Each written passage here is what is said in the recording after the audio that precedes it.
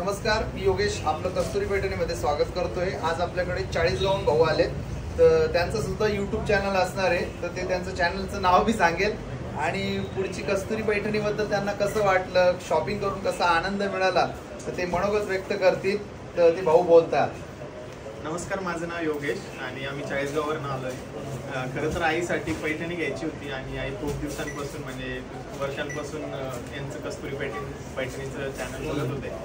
आज प्रत्यक्षात इथं येऊन खूप चांगलं वाटलं, छान वाटलं। सोबत योगेश दादांना ताईंना सर्वांना भेटलो, वैशाली ताईंना सर्वांना भेटलो, ते पण छान वाटलं। आणि ते समक्ष येऊन एक तुमचं बिझनेस मॉडेल वगैरे सगळं म्हणजे किती मेहनत घेत आहे तुम्ही ते पण बघायला मिळालं आणि खरंच तुमची मेहनत बघून एक इन्स्पिरेशन पण भेटते। आणि माझं स्वतःचं चॅनल पण आहे मिस्टर YDC ब्लॉग, तर त्यांच्यासोबत येऊन एक चांगलं पण वाटलं।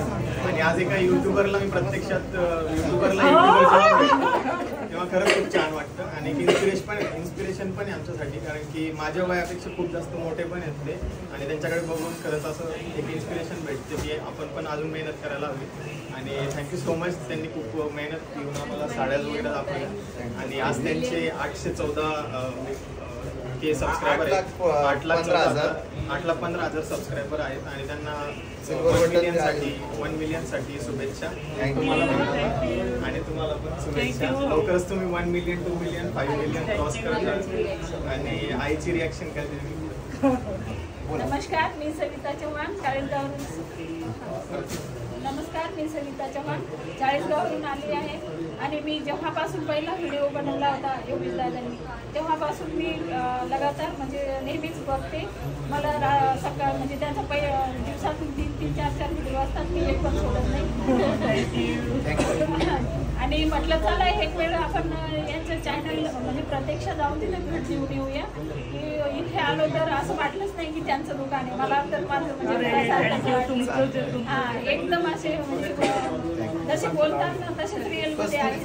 कस्तुरी पैठणी येवला आणि ते जसे बोलतात आपण व्हिडिओमध्ये पाहतच असतो। सर्व भाऊ आणि ताई, वैशाली ताई खूपच म्हणजे प्रेमळ आहे, तर सर्वच एकदम मन मोकळ्या मनाने बोलतात त्या आणि त्यांचं म्हणजे साड्यांपेक्षा बोलणंच इतकं भारावून जाते। आम्ही आलो तर खूपच छान स्वागत झालं आमचं, मी नाही विसरणार। तरी सगळ्यांनी म्हणजे एकदा कस्तुरी पैठणीला एवढ्यामध्ये व्हिजिट करा आणि जे बघता येतं त्यांना म्हणजे आपल्याला त्यांना एकदम गगनावर नेऊन सोडायचंय। सर्वात भारी म्हणजे उंचीवर असणारे आपली कस्तुरी पैठणी। वैशाली ताई पुन्हा एकदा शुभेच्छा तुम्हाला। नाही काय चुकलं तरी बिंदास माझ्यासोबत चुकतं।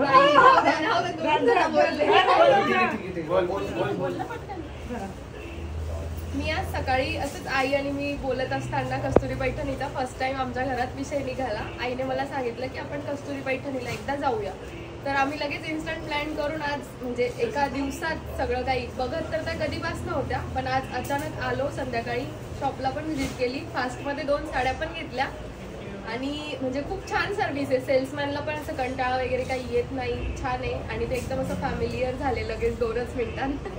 तर खूप छान क्वालिटी पण आहे आणि रेट पण खूप रिझनेबल आहे। तर लवकरच कस्तुरी पैठणीला येवल्याला व्हिजिट करा आणि तुमच्या चॉईसची पैठणी घेऊन नक्की। थँक्यू सविता ताई, आणि तुम्ही सांगितलं ना खरंच थँक्यू। आणि तुम्ही सगळेजण म्हणतात ना चलो थँक्यू, बहुत बहुत शुक्रिया। आणि सगळ्या भाऊ बहिणींनी